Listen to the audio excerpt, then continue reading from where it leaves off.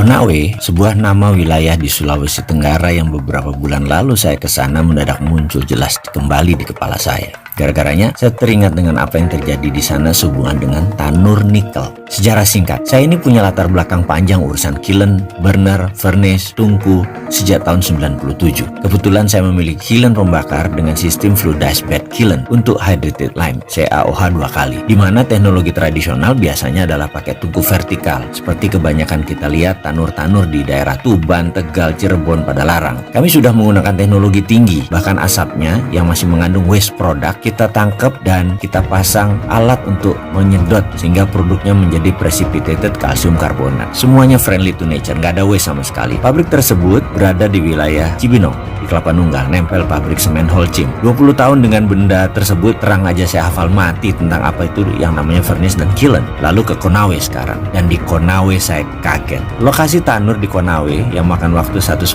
jam dari Kendari, ada hal yang membuat saya kaget. Berjajar vertical kiln tungku pembakar nikel atau nickel smelter, ada kali 50-an, tingginya rata-rata mungkin 18 meter, tinggi sekali. Asli saya kaget. Pertanyaan saya, mengapa pakai tanur furnace vertikal ya? Ini kan barang teknologi lama. Apa mungkin karena murah, atau karena cepat pengerjaannya, atau karena low teknologi walaupun merusak lingkungan, gampang ngontrolnya? PLC, programmable logic controlnya kan sederhana, semuanya panel, tidak perlu komputer IT yang canggih. Itu dugaan saya sebelum saya masuk ke dalam lokasi pabrik tersebut. Saya akhirnya masuk ke dalam. Pertama saya melihat struktur besi terpasang di sana dan tungkunya. Saya menatap tajam semua struktur dan mulai Jawa Timuran saya keluar. Ancuk rek, makian saya keluar dalam hati ini ya. Bawaan saya waktu itu mau perang aja, rasanya wis arep tak tantang carok iki sing duwe. Asli gondong pol, saya bilang gitu. Asli saya ngamuk walaupun dalam hati. Bener deh, kalau ada celurit saya tak tantang iku orang asing sing wet dan tenan itu. Tapi saya masih tahan. Lalu saya berkunjung ke ruangan PLC room. Ya kelihatannya bagus dan baru, tapi saya tahu semua ini bungkusan tok. Ini barang bekas. Tahu kenapa saya gerendeng? Ini namanya ekspor debt atau mengekspor hutang, atau Indonesia mengimpor hutang. Di sono negara yang kita ambil, mereka yang mengekspor hutang. Mungkin saya salah, tapi sesama bajingan ekonomi, jangan anggap remeh si Sontoloyo ini. Insting saya jalan. Ini kita import debt, mengimpor hutang. Saya ini bajingan ekonomi, tapi yang saya makan bukan negara sendiri, negara orang. Begini ceritanya, kisah nyata ini. Dulu saya memiliki pabrik di Pasuruan, hutang bank. Di tahun kelima, hutang belum lunas, kita pindahkan pabrik tadi ke Malaysia dengan mitra Malaysia. Kita buat hutang baru, mesin kita hitung baru, padahal relokasi. Hutang tadi buat lunasi hutang yang di Indonesia. Lalu yang di Malaysia, mitra saya tadi menanggung 100% beban hutang proyek baru tadi. Barang bekas disulap menjadi bernilai 100% barang baru, hutang baru. Saya untung 2 kali lipat. Dari proyek pertama sudah untung, tambah sekarang untungnya 2 kali lipat. Lalu dana segar masuk ya buat melunasi hutang. Dengan skenario baru, mitra saya di Malaysia menanggung semuanya tanpa modal, tapi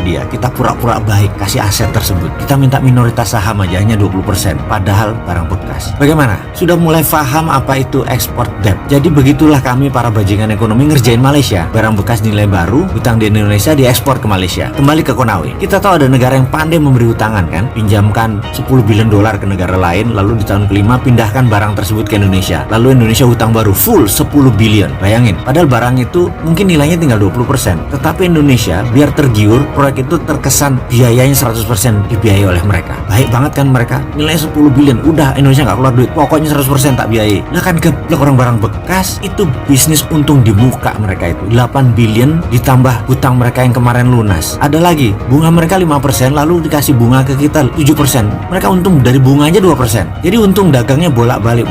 Lah kan saya anco-ancoin itu proyek, digeblek-geblekin pejabat yang masukin investasi ini, yang katanya memasukkan investasi billion dolar ke Sulawesi Tenggara. Gak ada tunainya, yang ada mesin dinaikkan 5 kali lipat, kita sudah nanggung 100% hutang, blok barang itu ditaruh. Kan yang nanggung Indonesia. Ancuk tenan lah. Saya tuh udah tensi saya tinggi kalau udah kayak gini. Tangan saya ngepal berapa kali dan dalam hati ngamuk gemuruh emosi. Saya melihat tumpukan limbah B3 di mana-mana, sisa pembakaran nikel, udara sesak debu pabrik. Lalu di mana untungnya buat masyarakat Indonesia, Le? Lalu yang mengantar saya berkata, "Bapak mau sekalian ke Morowali nggak, Pak? Hanya 5 jam kira-kira dari posisi sekarang." Saya menatap dia dan bertanya, "Berapa banyak tanur di sana?" Dijawab olehnya, "Ya lebih banyak, Pak, dari Konawe." Saya diem, cuman komentar anjrit, yang itu aja yang keluar dari lidah saya. Walah Gusti, mudah-mudahan ini saya salah data. Maafkan kalau saya salah, nggih.